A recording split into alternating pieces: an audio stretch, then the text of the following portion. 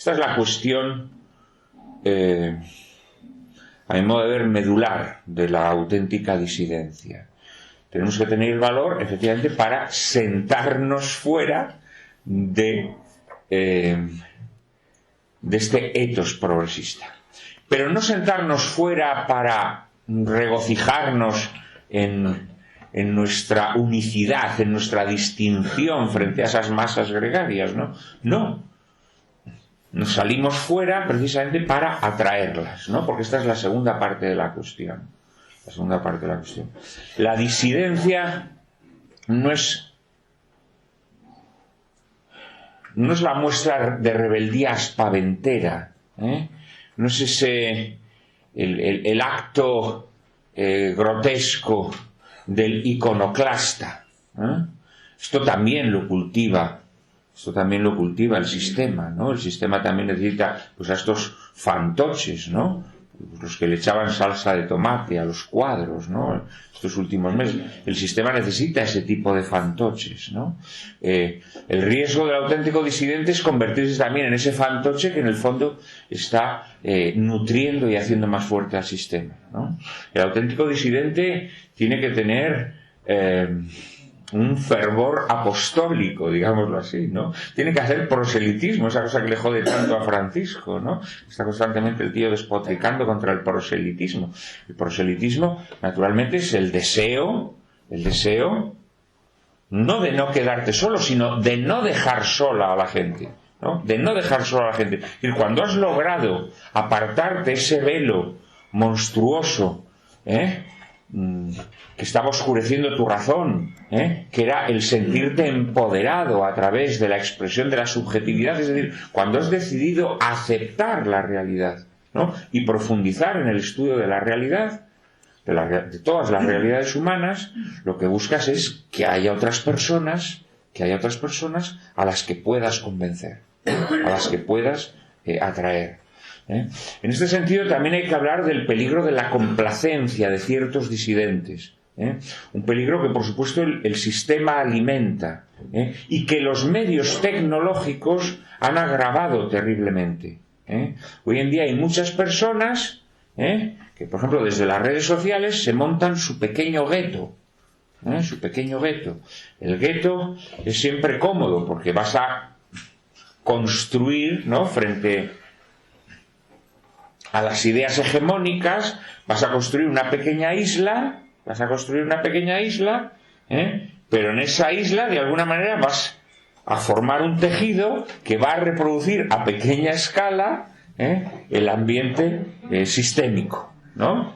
Esto es lo catastrófico que hicieron las autonomías, por ejemplo, ¿no? Es decir, frente al centralismo estatal se generaron las autonomías, pero las autonomías se constituyeron en pequeños estados que generaron a su vez su centralismo, ¿no? Entonces, de alguna manera, el peligro de la disidencia es montar esa autonomía. Esto las redes sociales, por ejemplo, lo fomentan muchísimo. Twitter, Telegram, te permiten efectivamente tener un grupo y vivir cómodo dentro de ese grupo, porque los ataques constantes que recibes en el exterior, en ese grupo ya no los recibes. Yo creo que la obligación del verdadero disidente es estar en la polis, con esto quiero decir, es estar en la plaza pública, y tener como máxima aspiración convencer a los otros. Sin embargo, el disidente no tiene que ser un suicida. San Agustín contemplaba con preocupación cómo había cristianos que buscaban el martirio. Claro, aquella gente creía de verdad en las cosas que defendía, ¿no? Y entonces sabía que una vía de acceso directa a la vida beata, al paraíso, más allá de que fueras un pecador, era el martirio. Es decir, uno por muy pecador que sea, si muere en defensa de la fe, según el dogma católico, según la fe cristiana, pues va directamente al paraíso. Entonces, pues había muchos cristianos que buscaban el martirio. Creían de verdad y buscaban el martirio porque sabían que eso les aseguraba el paraíso, ¿no? Y entonces San Agustín dijo que mucho cuidado, que tan pecaminoso era rehuir el martirio, es decir, la cobardía, es decir, el no tener el valor para defender aquello en lo que crees, como el buscarlo. Y entonces San Agustín habló de una cosa muy importante que yo creo que hoy en día los disidentes tenemos que tener en cuenta en esta labor que yo he dicho, que era la disciplina del arcano. Que no sé si sabéis lo que es o no, y si no os la explico un poco. Los antiguos cristianos, por ejemplo, en el mundo pagano, pues, claro, ellos querían evangelizar, como es natural, ¿no? Querían evangelizar, querían hacer proselitismo, esta cosa que le molesta tanto a Francisco. Y entonces, pues, claro, tenían muchos problemas a la hora de evangelizar, porque los paganos tenían ideas disparatadas de lo que era ser cristiano, como hoy en día la gente sistémica tiene ideas disparatadas de lo que es ser disidente, ¿no? Inmediatamente se piensan pues que eres negacionista, ¿no? Entonces pues se piensan que eres como una especie de botarate que niega los principios científicos o que desconoce las leyes físicas, yo que sé, cosas así, ¿no? Porque el sistémico, claro, es una persona que está totalmente aplastada, ¿no? por los paradigmas y las consignas culturales que ha recibido, ¿no? Entonces a los paganos les ocurría un poco lo mismo, ¿no? Entonces ellos, por ejemplo, sabían que los cristianos, por ejemplo, les llamaba mucho la atención que adoraban a un niño, ¿no? Porque como creían en un Dios que había sido niño, pues adoraban a un niño, ¿no? Y entonces, pues claro, los paganos, pues si tenían un amigo cristiano, decían, bueno, ¿y hoy qué vas a hacer? Entonces el amigo cristiano les decía, pues hoy voy a ir a misa. Y le decía, ¿y en la misa qué hacéis? Y le decía al cristiano, pues en la misa tomamos el cuerpo y la sangre de Jesús. Claro, ¿qué ocurría? Que los paganos pensaban que los cristianos lo que hacían era sacrificar y comerse niños en la misa. Consideraban que las misas eran ceremonias caníbales en donde se descuartizaban niños y se los comían allí los cristianos, ¿no? Y entonces los denunciaban por canibalismo, por asesinar niños y comérselos, ¿no? Por ejemplo, ¿no? Entonces San Agustín recomienda la disciplina del arcano, que consiste en graduar, digamos, el nivel de información que transmites dependiendo del contexto en el que te hallas. Entonces, San Agustín decía, pues por ejemplo, cuando estéis con paganos absolutos, lo que tenéis que hacer atractiva a vuestra religión, pues por ejemplo, es a través de las obras de caridad. Es decir, que ellos vean que sois personas que se desviven por el prójimo, que sois personas que cuidáis a los enfermos, que sois personas que acogéis a los solitarios, que consoláis a los que están desconsolados, etcétera, etcétera. De tal manera que vuestra actitud vital le resulte atractiva, pero no les digáis ni pío de aquellas cosas en las que creéis.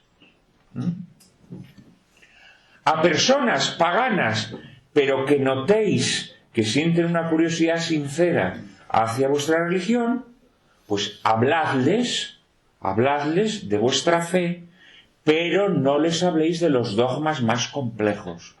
No les habléis, pues por eso, por ejemplo, pues de la transustanciación. Esto, vedádselo, ocultadle la naturaleza de la misa.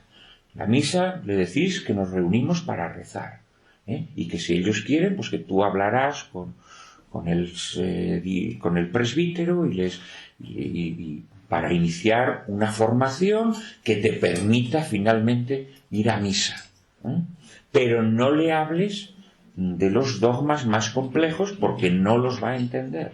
No le hables de la virginidad de María, no le hables de la transustanciación, no le hables de la segunda venida de Cristo, que le puede infundir terror, etcétera, etcétera, ¿no? Y solamente a aquellos que ya han dado el paso de abandonar el paganismo, a través de una formación personal y reservada, se les irán comunicando los arcanos de la fe. Esta era la disciplina del arcano.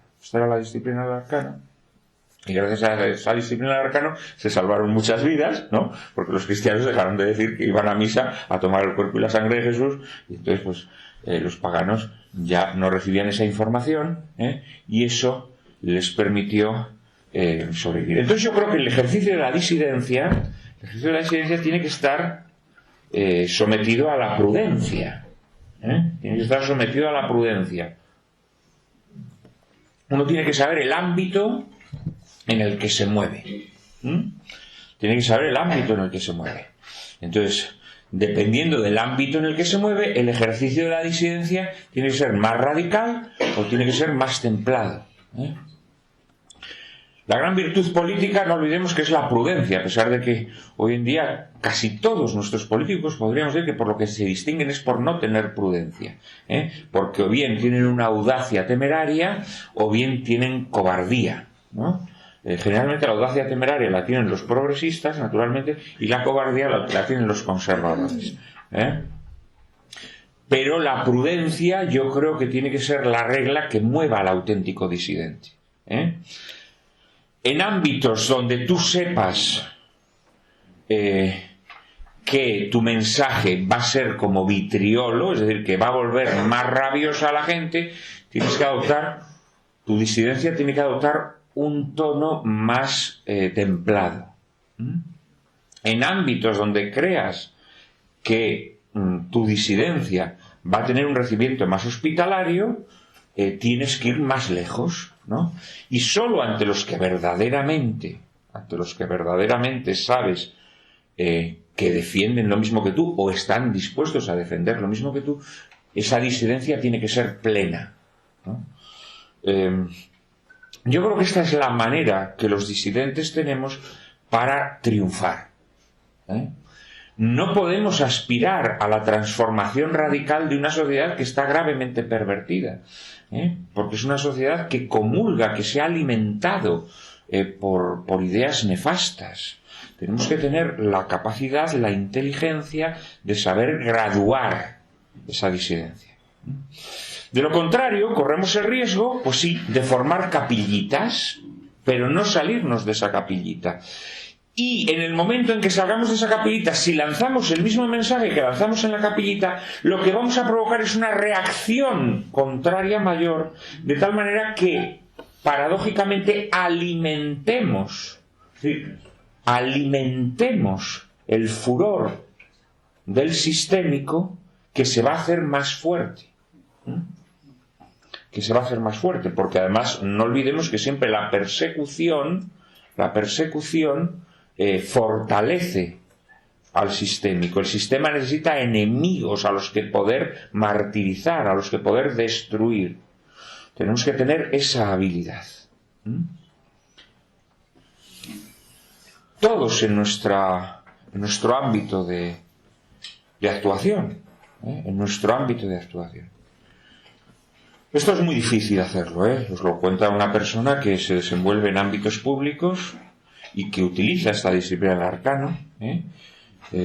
Yo naturalmente no me expreso con la misma disidencia ante mis amigos, yo aquí a vosotros os considero amigos, que ante los lectores de ABC o que ante los oyentes de la cadena SER. Pues evidentemente establezco un nivel de disidencia que me permita resultar atractivo, interesante en estos diversos ámbitos. Evidentemente los lectores de ABC ya me conocen mucho más y puedo hablarles de una manera mucho más abierta. Los oyentes de la cadena SER me conocen mucho menos y son más adversos probablemente a esta concepción que yo tengo, y por lo tanto les hablo a un nivel más reducido. Esto es natural, esto hay que hacerlo así, porque si no, el peligro que corre la disidencia es el ser exterminada. Es el ser exterminada. Tenemos que tener esta habilidad. Y esto es el ejercicio de la prudencia. Esto no es la astucia del que miente.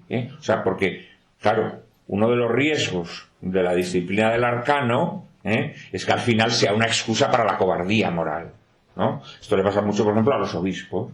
Los obispos son cobardes, entonces ellos disfrazan de prudencia, entonces pues como que dicen las cosas, no, lo que pasa es que tenéis miedo, porque además vosotros en vuestras vestiduras lleváis el recuerdo de que vuestra obligación es el martirio. Vosotros específicamente tenéis una misión mucho más marcada que nadie, porque en vuestras vestimentas, repito, os están recordando que tenéis que derramar vuestra sangre, ¿no? Pero sí, efectivamente, muchas veces la disciplina del arcano, cuando no estás convencido de lo que tienes que defender, puede ser una vía de escape hacia la cobardía, ¿no? Esto nada tiene que ver. La disciplina del arcano lo que nos indica es graduar nuestro mensaje según el medio en el que nos desenvolvamos, según los ejemplos que puse antes de los paganos y los cristianos. Y yo creo que esa es la manera, porque el mayor peligro del disidente al final, como os digo, es el pensar que se tiene que sentar aparte, porque eso por un lado hace su labor estéril. El disidente tiene que convencer a otros, tiene que persuadir a otros, y por ello no se puede sentar aparte. Y segundo, lo endiosa, lo convierte en un fantoche. Como tantos otros fantoches sistémicos, pues el disidente también se puede convertir en un fantoche disidente, ¿no? Que esté orgullosísimo de su disidencia, pero esa disidencia sea estéril, o sea, una disidencia de capillita. Tenemos que aspirar a estar presentes en la polis. Tenemos que estar constantemente presentes en la polis, y tenemos que atraer a otras personas. Tenemos que conseguir que otras personas se incorporen a la posibilidad de entender el mundo desde una perspectiva radicalmente distinta. Si evidentemente esto lo exponemos de forma brutal en ámbitos que están completamente, no diré impermeabilizados, ¿no? Porque yo en la naturaleza humana siempre creo, en el sentido en que creo que la curiosidad humana, ni siquiera el sistema con todo su poder omnívodo puede matarla. El anhelo de verdad que anida en el corazón humano, creo que no se puede sofocar, ¿no? Entonces yo creo que el disidente tiene que tener la habilidad de mover a esas personas hacia la disidencia, y para eso tiene que tener la capacidad de graduar su mensaje.